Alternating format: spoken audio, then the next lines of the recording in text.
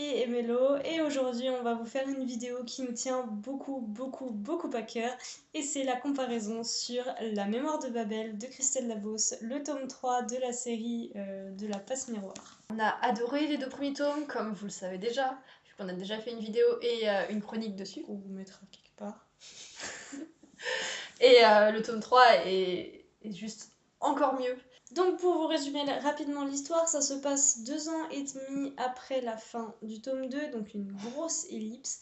Mais c'est pas gênant comme quoi, on pourrait se dire que c'est perturbant, mais en fait non, pas du tout. Non, pas du tout. On retrouve Ophélie qui attend toujours Thorn, désespérément, qui attend de ses nouvelles, qui dépérit même, jusqu'à ce que surgisse Archibald, qui va l'emmener vers d'autres aventures. Bon, on va commencer tout de suite avec la plume, qui était déjà absolument fantastique dans les 2 premiers tomes et qui est devenue encore meilleure. Les descriptions sont magnifiques, les métaphores sont très jolies. J'ai lu juste Les mystères de l'Aris Spem après, j'ai eu du mal quoi. Quand on sort d'une écriture comme ça, c'est difficile après d'apprécier le reste. Ensuite, l'univers est encore mieux en fait, parce que on a changé d'arche, et l'arche qu'on découvre est juste énormissime. C'est là qu'on se rend compte que l'imagination de Christelle Dabos est vraiment très grande. Et il y a 21 arches et ouais. Je pense qu'elle s'est imaginé les 21 arches, même si elles sont pas toutes présentes. Même si elles sont pas décrites, on sait qu'à mon avis sur chacune il y a un fonctionnement qui est déjà en place. J'ai hâte de voir où est-ce qu'elle va nous emmener dans le tome d'après quoi. Ça va être, parce que c'est pas juste le paysage qui change, c'est tout le fonctionnement, tout l'univers, toute on va dire la magie qu'il y a sur ces arches qui change. Et c'est vraiment fantastique. C'est un peu... Et chaque arche a sa culture en fait, et c'est vraiment énorme. Donc là on arrive, il y a des nouveaux codes vestimentaires, codes sociaux. Il y a des machines. Personnellement j'ai beaucoup aimé le petit clin d'œil à l'informatique avec les cartes perforées en fait. Donc au début de l'informatique, les gens codaient sur des cartes à trous. On est aussi dans un monde où les gens dans les bâtiments marchent la tête en bas. Et en plus, cette arche n'a pas un esprit de famille, mais 2. C'est des jumeaux. Donc un homme et une femme. Et cette comparaison des 2 esprits de famille est vraiment très bien. Parce qu'il y en a un qui est beau, qui est parfait. Et l'autre, il y a des ratés, on va dire. Ouais. Elle est un peu difforme et tout. Mais au final, c'est presque celle que je préfère. Moi aussi. Je pense que de tous les esprits de famille qu'on a croisés pour l'instant, c'est celle qui a le plus de jugeotes. Ouais. Désolée, la vidéo part un peu dans tous les sens. Hein, mais il y a tellement de choses à dire. Sur cette arche, les pouvoirs de famille ont trait à tout ce qui ramène aux sensations. Donc tout ce qui est olfactif, visuel, le toucher aussi, il me semble. Et ça donne des personnages qui voient extrêmement bien, qui entendent extrêmement bien. Donc qui font de super espions en fait. Il y a aussi beaucoup de culture, en fait, de mélange de culture, parce que c'est une arche qui accueille les étrangers, donc du coup c'est vraiment une arche multiculturelle, et du coup ça nous en fait découvrir encore plus, ça nous en met encore plus dans les yeux. L'un des jumeaux, il me semble que c'est Pollux, c'est le patriarche de tous les natifs de l'Arche de Babel, alors que sa jumelle Hélène est la mère, enfin la marraine, parce qu'en plus elle ne peut pas avoir d'enfant. C'est la marraine de tous les étrangers. Et de tous les sans-pouvoirs aussi, parce qu'il y a également des sans-pouvoirs. Et en fait, on se rend compte que c'est une arche assez élitiste qui sépare vraiment les gens avec pouvoir, les gens sans pouvoir, et elle sépare également les gens qui ont des degrés de pouvoir différents. Donc ceux qui ont vraiment tous les pouvoirs au maximum, puis ceux qui en ont juste un tout petit peu. Est-ce que vous vous souvenez de Lazarus? Eh bien, on va le retrouver ici, ce cher Lazarus, parce qu'il est originaire de Babel, tout simplement. Et donc, il a peuplé son arche d'automates. Et on va d'ailleurs suivre son fils, qui est un nouveau personnage qu'on découvre avec un sentiment assez ambigu en fait. Ouais, on a du mal à se placer par rapport à lui. Autant d'un coup il paraît très sympathique, autant parfois on sait pas. Il est un peu fuyant, un peu bizarre, voilà. Très étrange. Et donc en parlant des personnages, on en découvre beaucoup de nouveaux et c'est encore une fois très intéressant.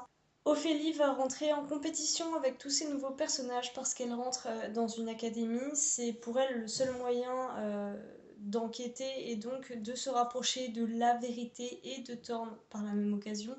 Pour ça, pour être dans le jeu, pour pouvoir être à égalité avec les autres, elle va devoir utiliser ses pouvoirs de liseuse tout en restant cachée parce qu'elle est incognito. Elle est surveillée, elle est recherchée, donc elle change d'identité. On retrouve avec plaisir Ophélie qui nous surprend encore plus. Enfin, personnellement, elle m'a énormément surpris. J'admire ce personnage. Là où un autre personnage se serait rebellé, aurait tout cassé, se serait énervé et battu, elle prend beaucoup sur elle. Elle fait des choix pas forcément réfléchis, mais très intelligents, très patiente, très. C'est vraiment un personnage incroyable, quoi. Rappelez-vous qu'elle ne l'aimait pas parce qu'elle était myope. Bah, d'après le résumé, au début, je me suis dit, ce personnage, il est pas ouf.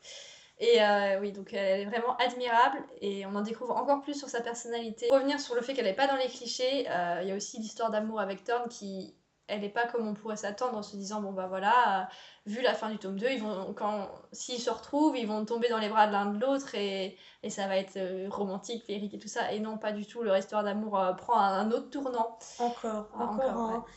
En parlant des personnages, il faut savoir qu'on change un peu de format parce que dans les 2 premiers tomes, on suivait, il me semble, exclusivement Ophélie, ce qui n'est pas le cas ici parce qu'il y a plusieurs passages où on va suivre par exemple Victoire, donc sa petite nièce qui a bien grandi, et où on va retrouver Archibald, quelques passages où on va revoir Bérénilde, où on va revoir la tante Roselyne, Renard, Gaël. Donc ça fait plaisir.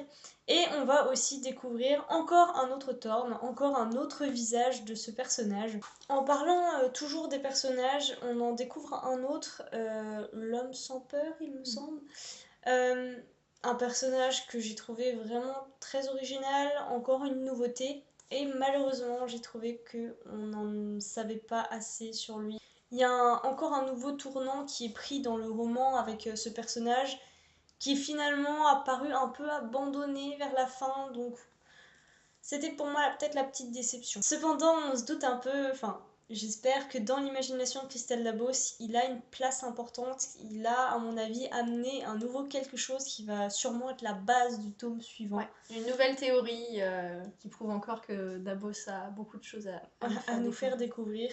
Et on en apprend notamment plus sur les esprits de famille et sur Dieu. Donc il y a certaines questions qui ont des réponses, mais il y a des nouvelles questions qui apparaissent forcément. Donc c'est vraiment très très très très bien fait, il y a beaucoup de mystères. Enfin, la temporalité du roman est un peu particulière, donc notamment l'ellipse dont on vous a parlé, de 2 ans et quelques, et demi et quelques. Et en plus, l'histoire se déroule sur 6 mois, donc ça fait quand même un effet assez spécial. Mais moi j'ai trouvé que ça revient au fait que l'univers est spécial vu qu'il y a des gravités différentes, donc une temporalité différente, ça me paraîtrait assez logique. Enfin, la temporalité est pas différente, mais assez étirée en fait. J'ai trouvé que du coup, on prenait beaucoup de recul par rapport au quotidien d'Ophélie. En fait, ça ressemble un peu au tome 1, à la partie où elle est en Valais, où finalement on ne suit pas au jour le jour. Mais comme dans Les Disparus du clair de lune, on est très. Comme c'est une enquête, l'étirement temporel est beaucoup plus court. Donc là, en fait, on revient peut-être plus vers quelque chose comme le tome 1. Ouais. Mais c'est pas gênant du tout. Et donc, on arrive à la fin. Une fin qui est vraiment, vraiment magique. Je sais pas si c'est la meilleure fin. Je sais pas si j'ai préféré la fin du tome 2 ou la fin du tome 3.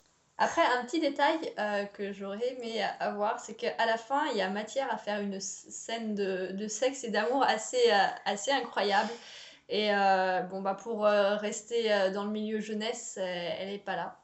Malheureusement, mais il y aurait tellement eu moyen de faire quelques pages très très poignantes, très, très sensuelles et tout, mais... Moi je pense que ouais, il y avait matière à, mais c'était absolument pas nécessaire. Je trouve que justement c'est tout en retenue, tout en finesse et un peu pudique d'une certaine façon, mais tellement beau que non, moi je suis pas de son avis. Par contre, je la rejoins sur le fait que cette fin est absolument merveilleuse.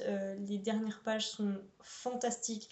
On sent le tome 4 qui arrive. Et on a envie de le lire, et j'ai même envie qu'il y ait plus que 4 tomes en fait, parce que il pourrait y en avoir 21 pour les 21 arches au final. Ouais, là pour le coup, serait ça pas me trop. dérangerait peut-être même pas. C'est un univers qui est tellement riche qu'il y a matière à faire plein d'histoires différentes, j'en suis certaine. Et j'espère que Christelle Dabos s'arrêtera pas à la série de la passe miroir. Ouais. J'aimerais bien qu'elle fasse quelque chose en plus, en restant dans cet univers-là. Éventuellement, ouais. En tout cas, le tome 4, on l'attend tellement. Mais s'il vous plaît, 1 ou 2 ans d'avance, c'est possible.